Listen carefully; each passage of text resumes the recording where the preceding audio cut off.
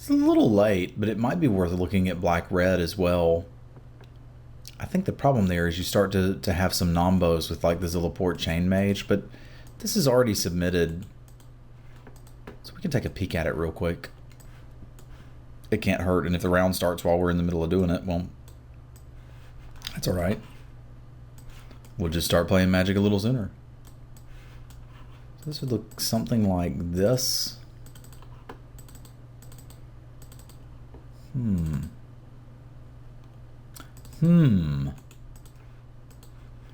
I might like this.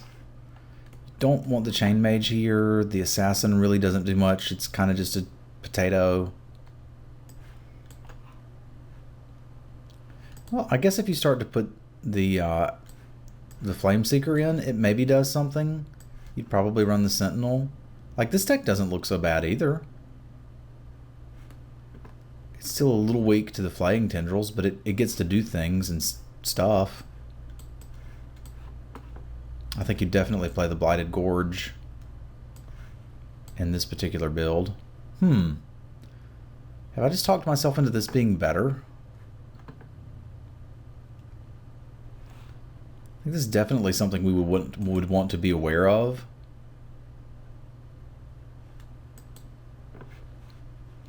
The real question is, what does the white give us that the red doesn't? So it's basically the Reproach. Where did it go? I know we have one. Like, this has a little bit better creature base. But the removals, even though there's more of it here, the removal's actually better here, because Isolation Zone kills anything, and Gideon's Reproach does this a lot of the same job as Boulder Salvo.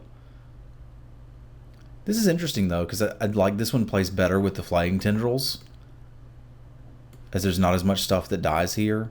And you know, you could take out some of it.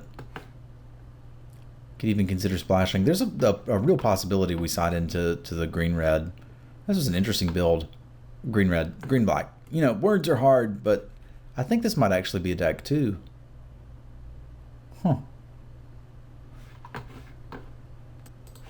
Alright, here we are for round 1, game 1 fight. Our opponent chose to put us on the play, and we kind of can't keep this on the play. Yeah, there's just nothing keepable about that hand. This we can keep. We've at least got a 3-power attacker into shenanigans, so we can keep that. Opponent mulligan 2 to keep it fair. Down to 5, which is good. I'm going to want to draw more land, but I don't want one right now. If that was a colorless land, I think we'd consider keeping it. We should draw additional lands. What I'd like to hit is a 2-drop and then a land. Like the War Cleric is a particularly good one. Watch him start playing some aggro cards and us hit Flying Tendrils. But like, that's fine. There's another dude we can play. So we've got a couple things we can run out. We're also playing 18 lands, so I don't think it's too greedy to put one on the bottom. There's another one. There are counterspells like Horribly Awry. Not a lot of people play them, and if he wants to burn a counterspell on that, it's fine. The upside of it being able to attack for 3 and potentially close out a game is too high for me to consider not playing it there.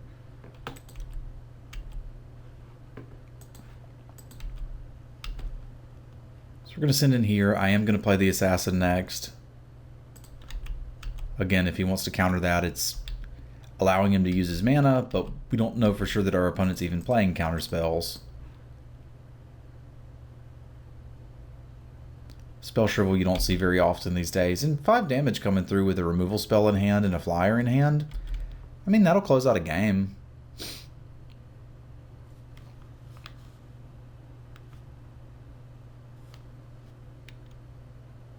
That's kind of what they're for.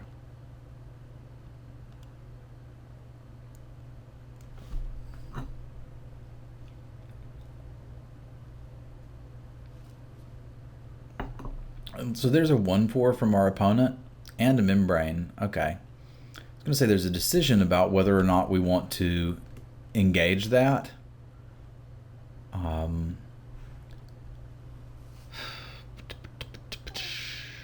So So this is a tough one too, because casting the Chain Mage allows us to get a clock going. It's not a super fast clock. Casting the Step Glider discourages him from attacking. It doesn't necessarily let us attack in. We also have the Felidar Cub, which we can turn into a 3/2. So like I don't like the idea of just zoning that and going hog wild attacking. I think I'm going to play the Chain Mage, and I think I'm going to hold one land in case our opponent is playing like a Witness the End type effect. I want to be able to keep the isolation zone. Like, the Chain Mage can attack in, and if he plays something that it can't attack through, we can always start end of turn pinging.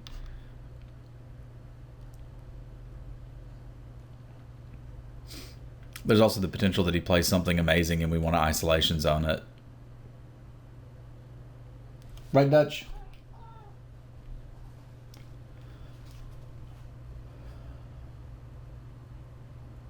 I like the attack.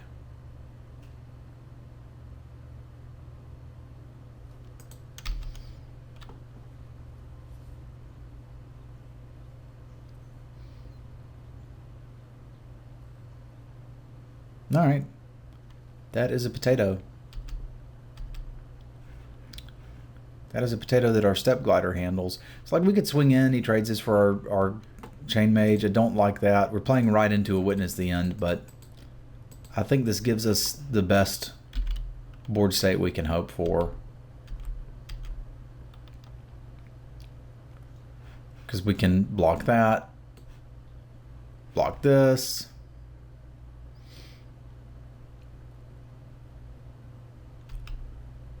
He's just droning on. Alright, so far things are fine. I would have liked to Witness the End or Myers Malice in this deck.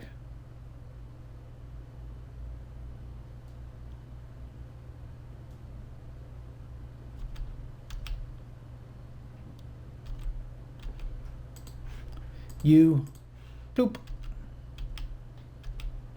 Alright, there's our Deceiver Reform, which is pretty handy. Is there any reason to attack with this? There's not really a reason not to. Like, again, we could isolation zone that and start bringing the beats, but I kind of wonder what that last card is. And if I hit a land, I could Sky Climber, and I could activate Sky Climber and zone it. So I think we'll attack here and see if he's afraid of anything. He might be. And he might have a removal spell, which is kind of fine. Like, if he wants to use a combat trick here and that's his last spell, that's great. The +2/+0 and regenerate doesn't do anything here, so that's fine. We'll just play dudes.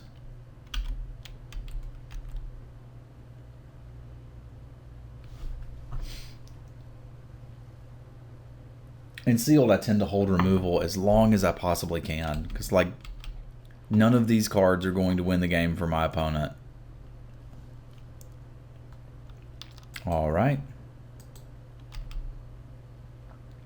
Kind of makes me wonder what they have going on over here. But we will take the obvious block. That one has the downside of the combat trick does get us. So I think I may actually do this. That means if he wants to use a combat trick and save that, sure, you traded it for an assassin, don't care. And he still can't trade there. And that, I don't care, I'll take it. We'll hit you back for more.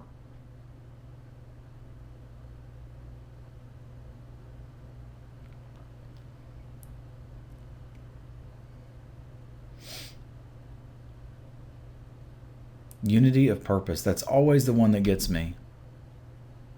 Alright. Well, we did end up trading our dude for a combat trick.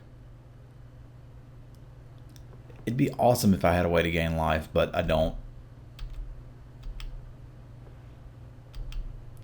We still managed to keep the creatures that matter. Alright, so I think with Le Vestige, we're probably going to start dropping Deceiver Reform soon. So the question is, do I want to try to just get this out of the way or just maybe trade this for it? Like, I don't actually want to cast anything here. Yeah, our opponent has one card. I don't care about their board state.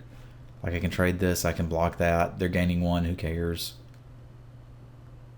I don't like playing this out when we're going to miss out on double black, potentially, but I want to be able to hit the Deceiver Reform next turn. Sure. Green me.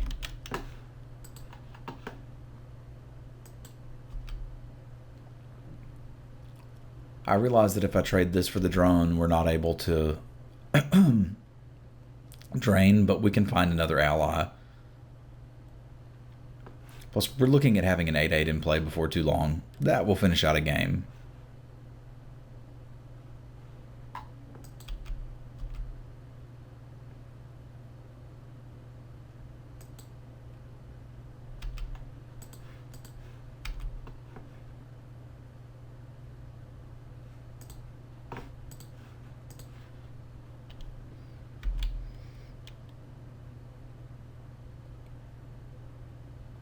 We traded our 3/2 for his 3/2, but his had a little more value on it. A G-Hostly Sentinel. That's actually not bad for us, as that can start attacking and blocking in conjunction with the other guy. You know, the bird. That'll be good.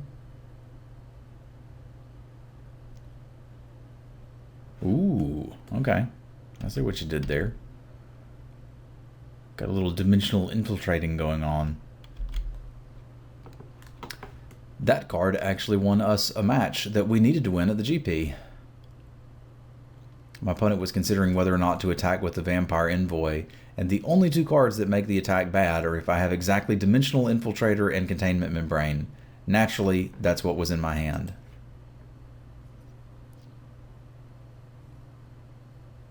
So they're activating it. I'm not entirely sure why.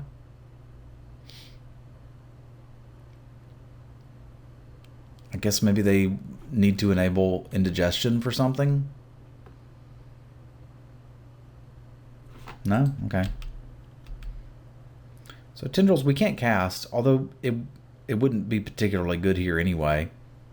If we swing with both of them, we could end up trading this guy for the Dimensional Infiltrator. I kind of don't hate that.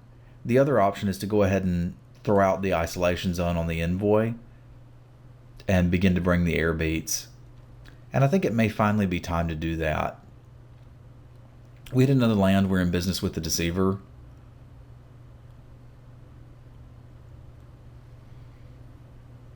Like, they've probably got a big giant Eldrazi, but we have other removal spells too. I've been patient for a while with this, but I think now it's time to start bringing the beats. I'm not going to let that Envoy sit and hold back my entire team forever.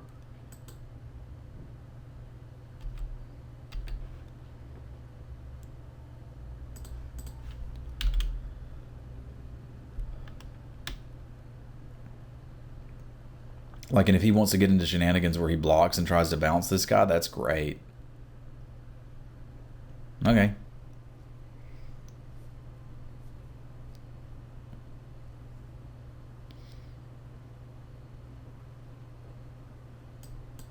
Take this one out because that will still leave us with attacks.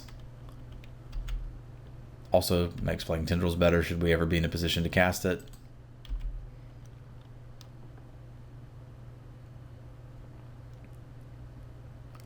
Opponent's down to one card. It's going to need to be a good one.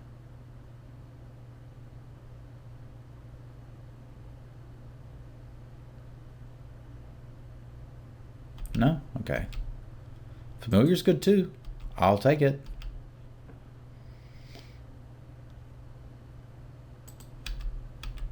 Let's bring the beats.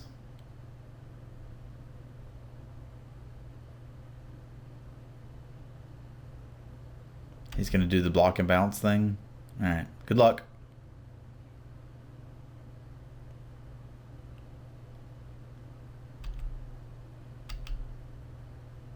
You can pseudo mill somebody out with this card,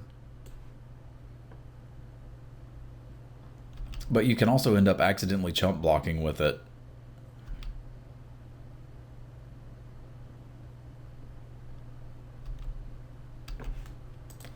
Had another black, I would consider doing something with Flying Tendrils, but I don't, so here we are. I feel like once we hit another land, we're in business. Pardon me.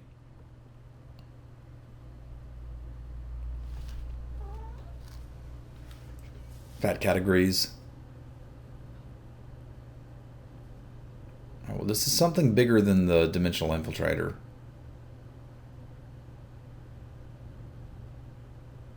Okay, it's a scour. It's not a big deal. I mean, it's kind of a big deal, but it's not a big deal.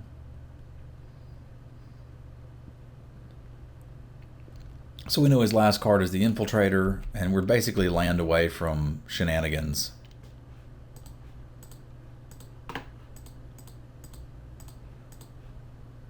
And we even get to do this. Yeah, let's sack it.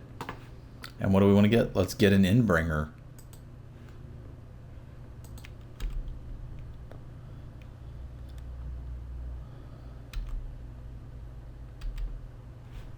Do we want to turn all of our guys into Felidar Cubs? It'd be kind of funny then we could get this guy out. But no, I don't really want to turn our guys into Felidar Cubs. It just gives them the power and toughness, right? What does it do? Creature card is revealed this way. You may have them become copies. You may put the card on the bottom of your library. I don't want to use the ability, and I'll put it on top. And we'll just get in a hit for 2.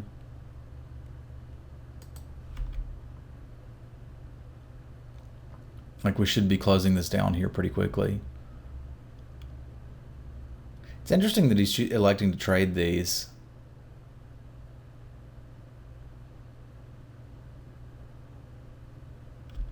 Because flashing that in to block this and then bouncing it was one of the few ways he had to get rid of the Deceiver.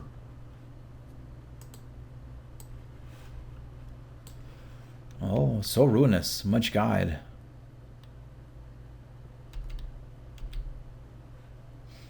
So we're playing the Endbringer, but we'll see what we have here for combat. Do you want to have people become allied reinforcements? No, but I'll take it.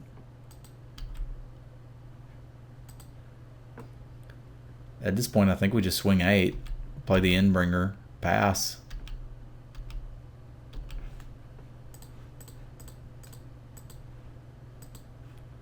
That puts him dead to me untapping, because we can Endbring him, cast the allies reinforcements, and ping for 2. Like, we don't even have to do anything, and we just win. So blue-black, some flyers. I've got to remember Unity of Porpoise. That's the one combat trick that always gets me, because I hardly ever play it, but it's there. I don't think they drew particularly well. There's a question of whether or not we actually want the Tendrils in this matchup. It kills some of his stuff, but not a lot of his stuff.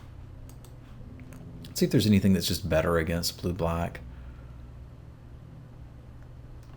Altar's Reap is a consideration against Containment Membranes.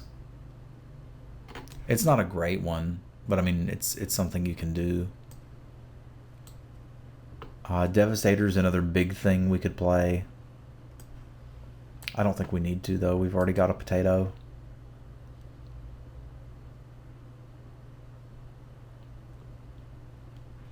Mighty Leap is pseudo interesting. I don't feel like Tendrils is going to do that much for us, so I'd kind of like to get it out of there. Yeah, I'm going to run the Altar's Reap as protection against the thing with the stuff. Containment Membrane.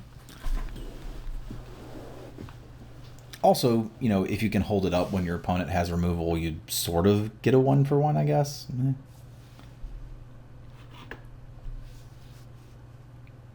We'll see when we draw it if we would rather it have been a Flaying Tendrils.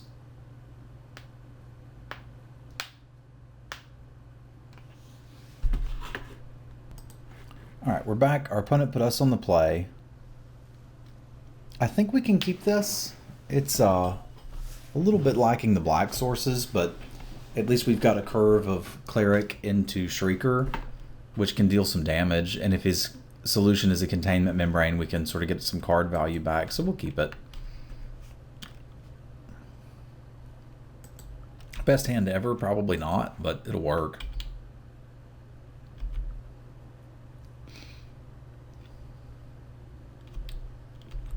All right, well, we've got the Deceiver Reform Sanctum of Ugin combo ready to go.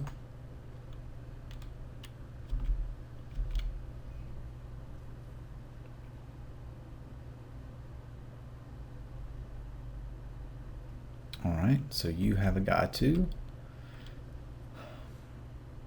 I don't really want to trade this for that, but that's kind of what 2-drops are for. There's a consideration that maybe he doesn't take the trade. I think since we're on the play, we offer it. He may value the ingest more than anything else. Like, we don't know what's in his deck, but I'm going to try to beat him down for a while here. Like, we can hit for potentially 7 next turn and then curve into a Sentinel. I think that's worth doing. And if you're not blocking with it, you should attack with it. You got me. Ingest that swamp. We all know that's what's going to happen.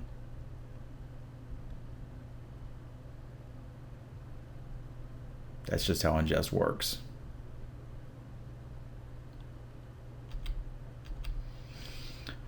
All right. So, I mean, we can again attack. Get in that damage. Play a Felidar Cub. I think I like it.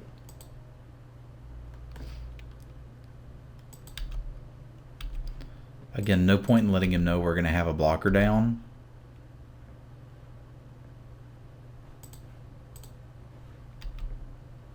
That's a lot of damage.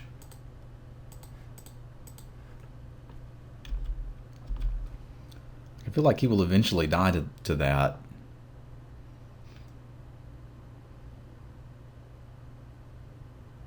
All right, now he's got Unity of Porpoise up, so we need to be a little more careful here. This is where, again, we're not going to block because we just get blown out by it. And when we attack in, we're going to be very careful. So the game starts now, and we're going to slow down a little bit. Okay, just going to cast it anyway? Sure. That's swell. I guess if you don't have anything better to do, you may as well do it. So I can activate this attack, play the Sky Climber. Like he can trade this for his guy, sure.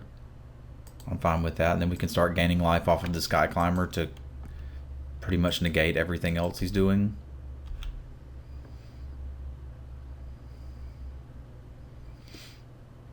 Or he can take 4. That is also acceptable.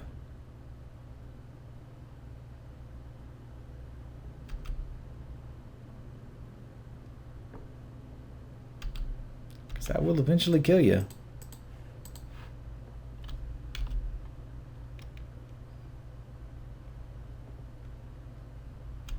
Like, if he swings here, isn't he just dead? Like, we activate this, we activate that, we attack, he dies.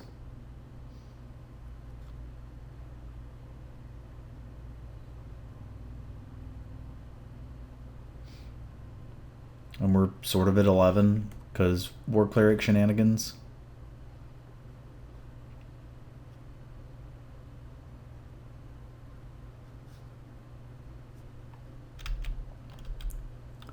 Like, there's an enticing block here to just block that here. But I think I'd rather just take the 4 and then gain and try to kill him.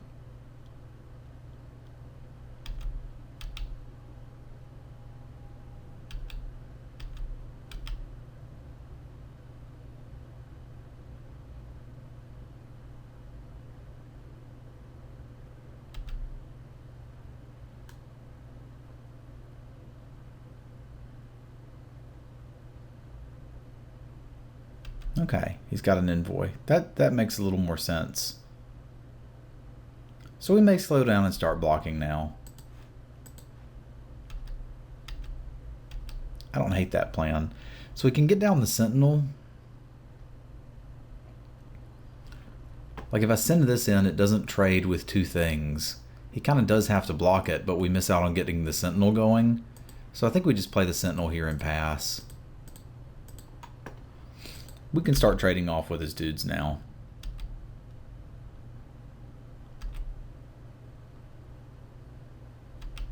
Like, he's got a 7/7. We're gaining life. We have a few interactive cards in hand, and that we actually don't. But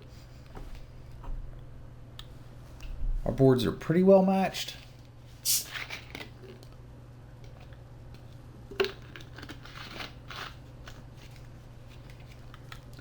I kind of don't want to trade the Sky Climber for that Dominator drone, as it's giving us the ability to gain life. So I don't think we can actually do that. I think we're just going to trade off Mr. Shrieker here, as odd as that sounds. Can that be right? I don't think that can be right. We've got more allies in the deck. I think this is what I need to be doing. The Shrieker is my only real form of offense currently.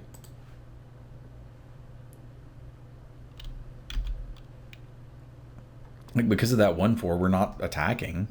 That's just not doing anything.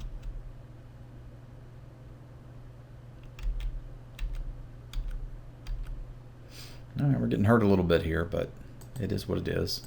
So now Shrieker can attack. I mean, this guy can attack, but it's not going to do much. It basically trades with one of his guys if he wants to throw the Envoy in front of it, but I'm okay with that.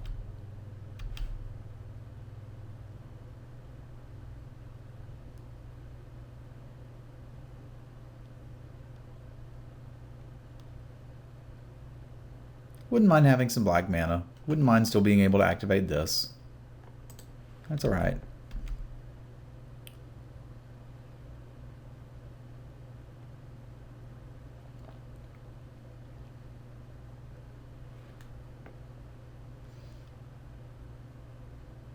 It'd be so good to have an instant speed removal spell like Gideon's Reproach or something here. Just blink that out of the way, but alas, 'twas not meant to be. I guess there's an argument for attacking with the bird too.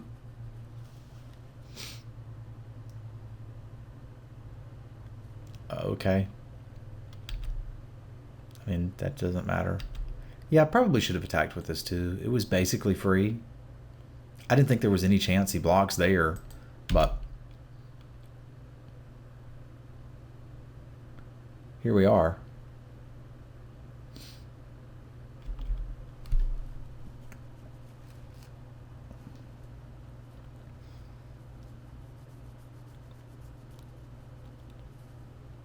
That means we just try to get in a couple hits with the Sentinel and call it a game.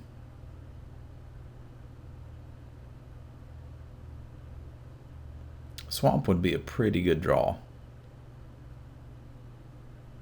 Or another ally. Like the allied reinforcements is gone, which is a bit of a shame. That would be a good draw on this board. We're kind of vulnerable to a trick if he attacks, and that what I'd like to do is double block that. But I may not be able to do it. Well, that explains a lot about his block last turn. If he had another Envoy coming, that just kind of makes sense.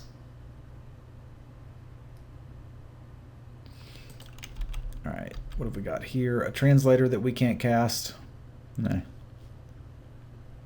Our hand really gets turned on if we draw one black source, though. He can't not block. So there's no point exposing it to sweep away.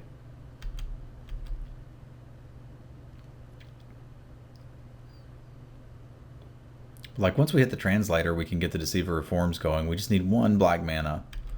Well, he'll probably take the Deceiver, but this is not even that bad.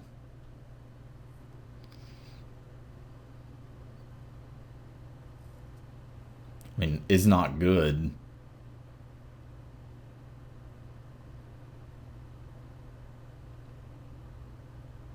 But we can't handle the creature.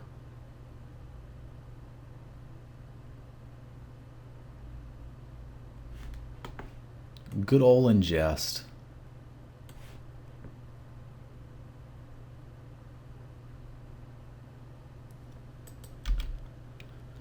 Well, to be fair, Flaying Tendrils wouldn't have been very good in this particular board state, so here we are. A little nervous about wanting to do a double block there. I think he should have attacked with this and started to get in some damage. Holdout Settlement is good. It is good. Why is it good? Because it allows us to cast the Familiar, which can trade with the things. And since we don't really need the colorless mana right this second for Home Slice, I think we just get out the familiar and move along with our life.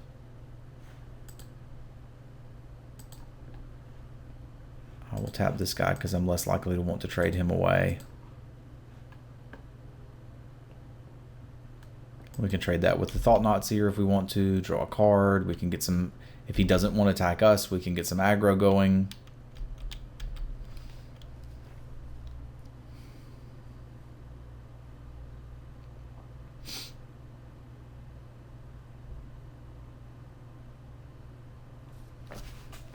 By attacking with it, I would trade it for the Envoy, I guess. But I think it's going to trade for a Thought Knot Seer. Well, my hopes are a little bit drowned now.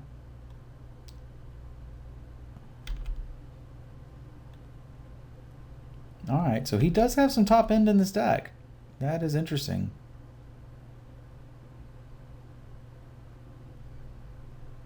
We're going to need all our boys and girls to do blocking duty here. Duty. I think we're better off in this game if we hit that swamp earlier and are able to actually cast some of our spells. The Shrieker did a lot of work. It got in for some damage and ended up trading for an Envoy, which is fine. Those Vampire Envoys are a little difficult for us, which makes me wonder if this is where I want the red instead. Well, Isolation Zone is not a bad draw. He's still able to tap 2 of our things, but we can at least get this off the board. Which is, I think, what we got to do.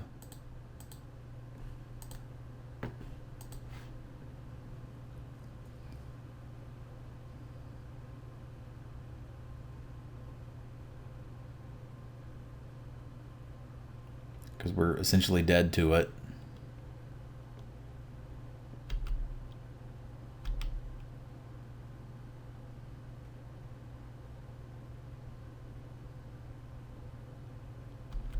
Alright. We will take the biggest thing you got. This potato.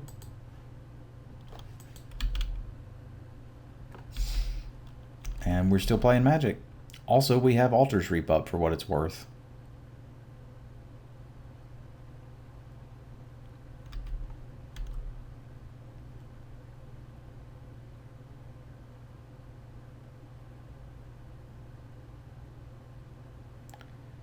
Seems easiest to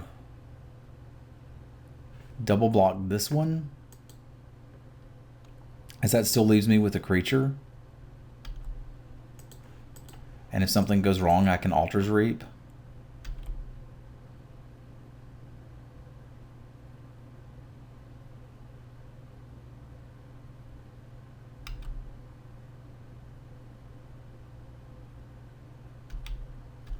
We've still got basically answers for all this stuff.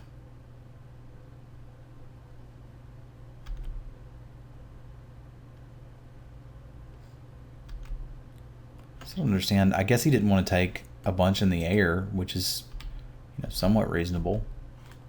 Sky Climber's not a bad draw either. It gives us blocks for all the things he has that can attack. I think I'd rather get that down and hold up the Altar's Reap than play the Translator.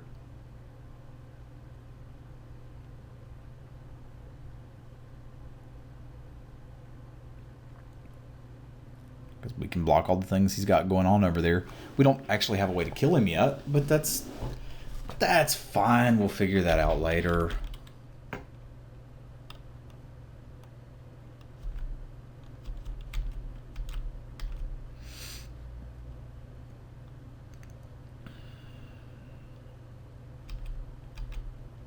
A removal spell on one of our dudes is pretty much game over.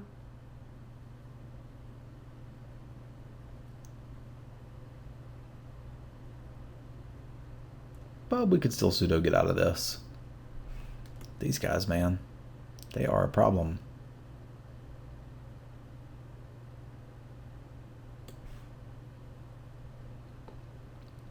He's got a lot of 2/2s. I guess I do too. Like, some of mine have synergy and do things. Synergy. Alright.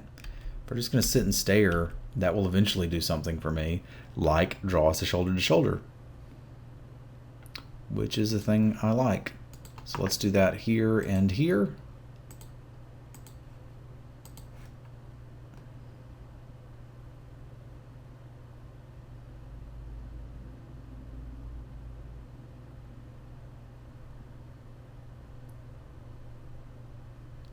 Nullifier and counter it. Okay.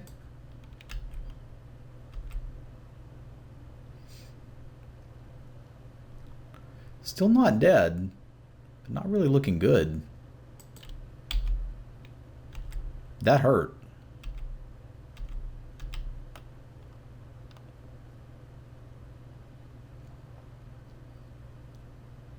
Because at this point, we've got to start actively trading off with his dudes. Not used to Nullifier flashing in and countering something. I'm used to it flashing in and, you know, eating a bear.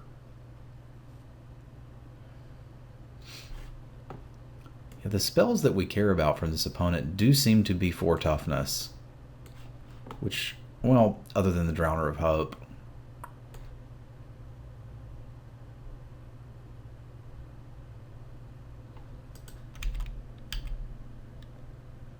Attacks still don't seem great for him, but we'll see. We shall see. No? Alright, we're just going to stare at each other. This is where time starts to become a little bit of a factor. But I guess, you know, here we are.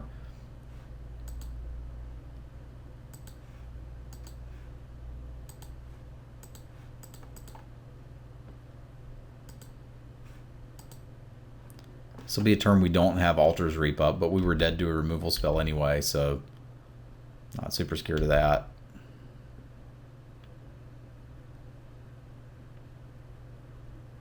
Who says this format leads to board stalls?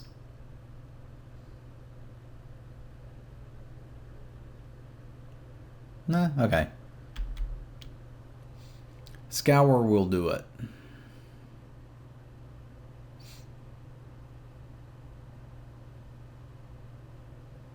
And an incubator drone? Alright, alright. You did your thing. Wonder if there's a chance we just go into the red. I'm going to seriously consider that. I think I may just do it. Because those Boulder Salvos kill everything we care about here except for the Drowner of Hope. And we're still going to have one Oblivion Strike to kill that.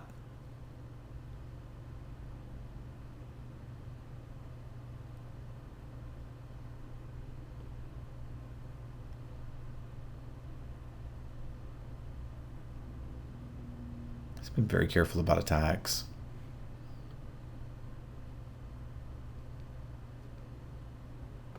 Just send them all, man.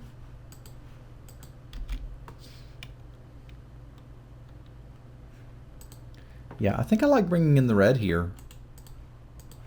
So let's do it.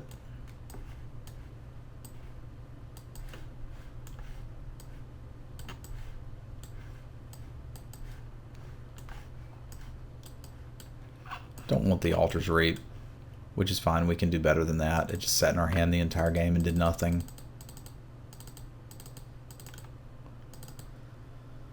Oh yeah, Tears is actually good too. Didn't think about that. What are you? Stoneware? Yeah, you can be in here.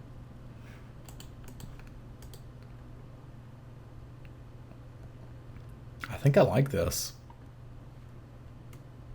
It kills more of the stuff we care about. We've still got the strike to hold for the big boys. And we've got some shenanigans going on there.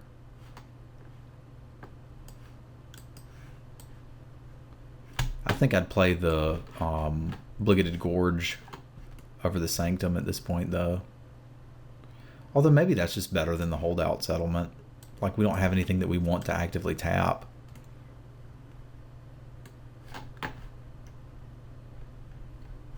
Yeah, I think I like this. I'll go a little bit heavier on the red. Like that, 8-7.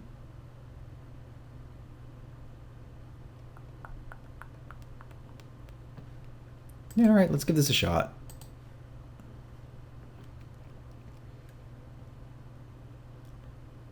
Want to go on the draw generally in sealed? Yeah, this seems fine. Not great, but keepable. We need to draw a spell, but we can draw a spell. Or lands, rather. Lands. We want to draw lands. I'm a little bit looser about the hands that I keep in sealed. But 3-lander when you've got 18 seems pretty good. We've got Hemorrhage up. If he plays something, we can Hemorrhage. And we've got a Flame Seeker coming if he doesn't.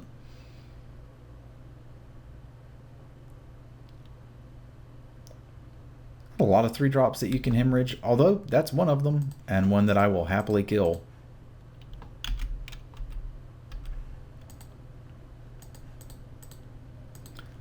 If there are 3 lands on top of this deck, I think we just auto-win.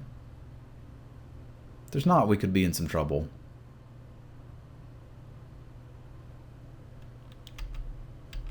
Alright, well there's a start.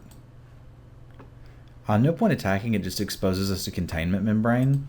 So I'm just going to bring Zemal. Alright, now swamp one time.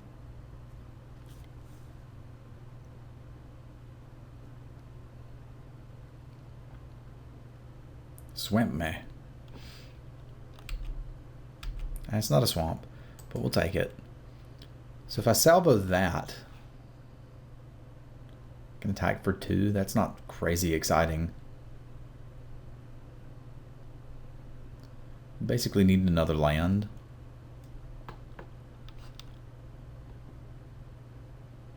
Like, we did bring the salvo in to kill this. The problem is, like, it's also there to kill the Thought-Knot Seer, but if he plays the Thought-Knot Seer, we can't kill the Thought-Knot Seer. So I feel like I probably need to kill that. Yeah, it's just going to get better with the stupid Unity of Porpoise anyway, so let's just kill it and pass.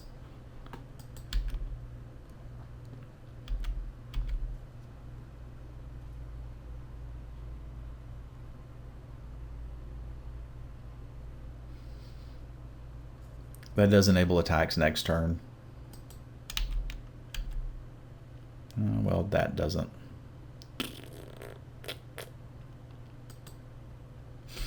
Alright, we'll go in with the Flame Seeker now. It's not doing much else.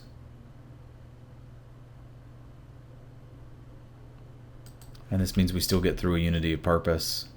He also may just take it, which is great.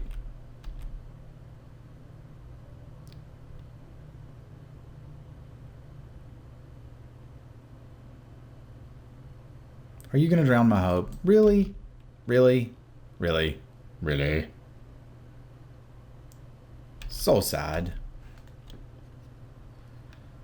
So sad. Alright, so is there anything I can do here? We can play an Endbringer, I guess. Hope that it is able to bring the end fast enough.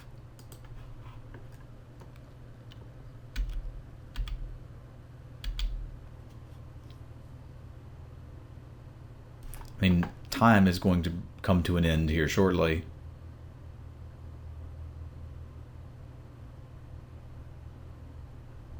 Time is an illusion. Actually, it's not an illusion. They have 4 minutes.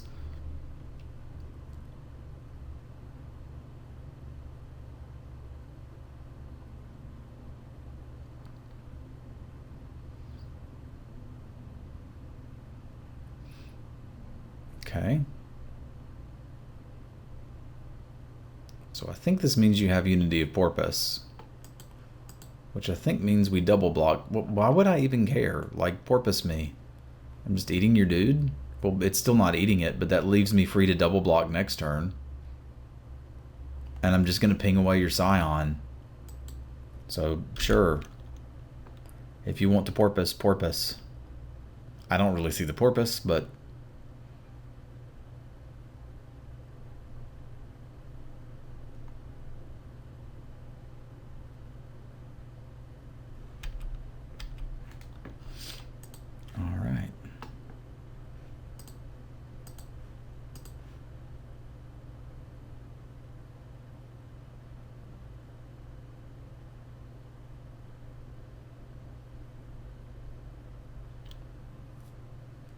Alright.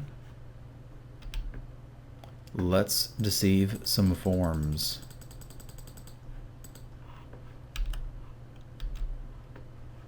We'll put that on the bottom.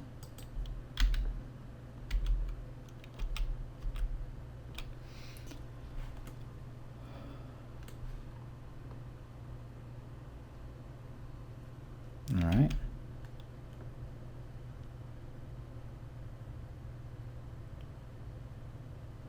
Alright.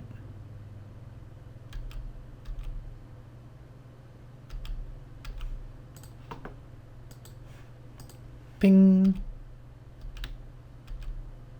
Salvo's pretty good. I don't know that it's better than just ploinking that out.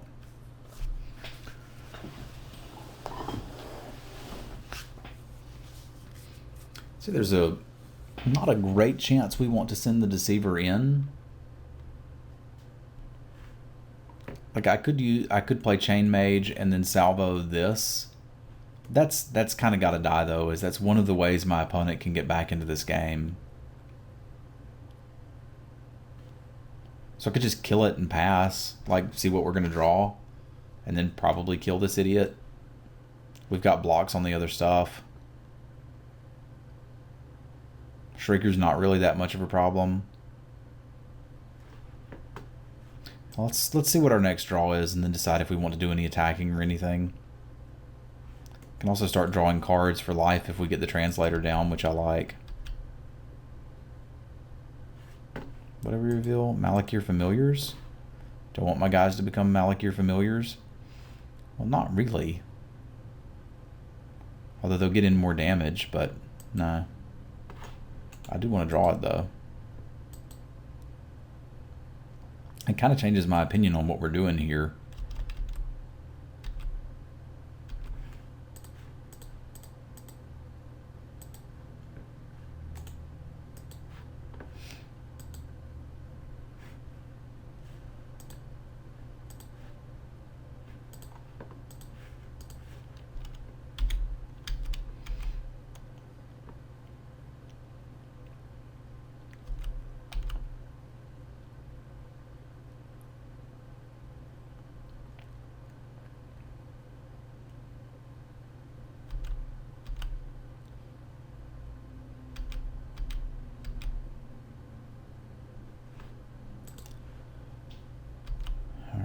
It's a 2/2.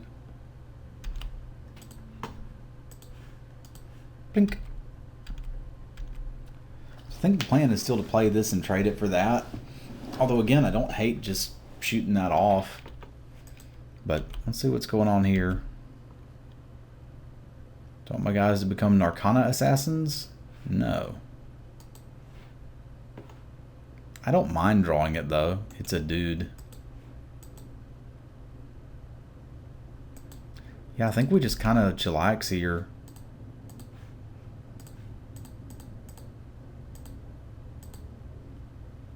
Like we're not in any danger.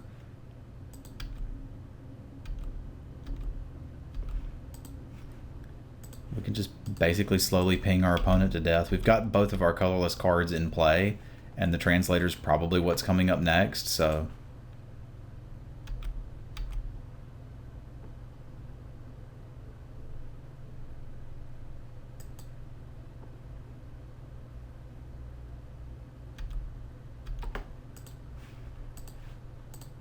Bink.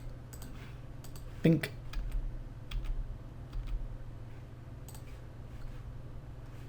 We can start attacking with that too. Let's see what we're drawing.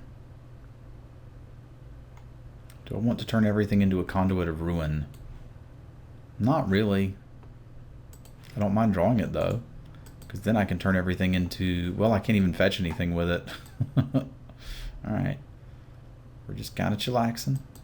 Everything's cool.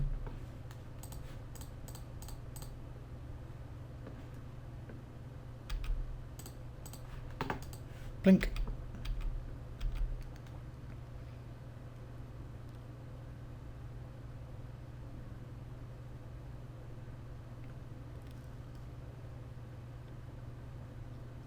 Okay.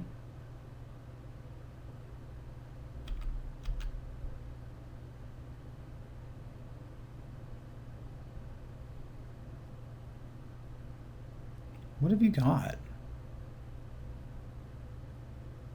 Nothing? Okay.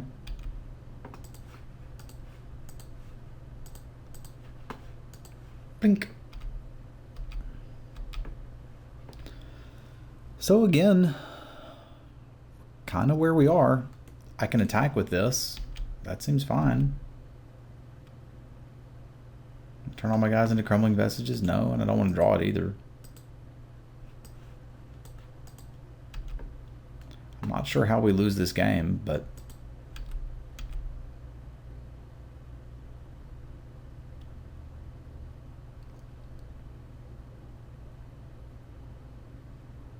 he kind of has to block that.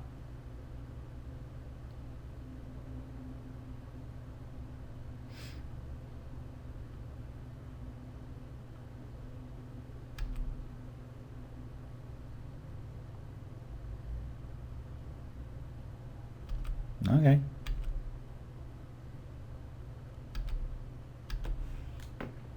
You did your thing.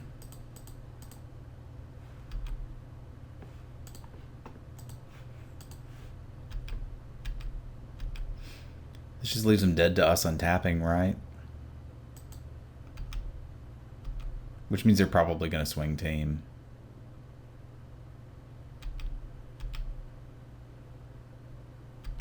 No? Alright.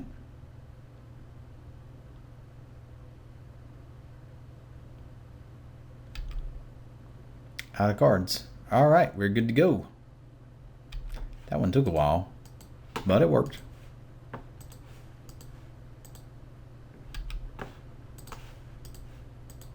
Cool. We will see you guys for round 2 in just a moment.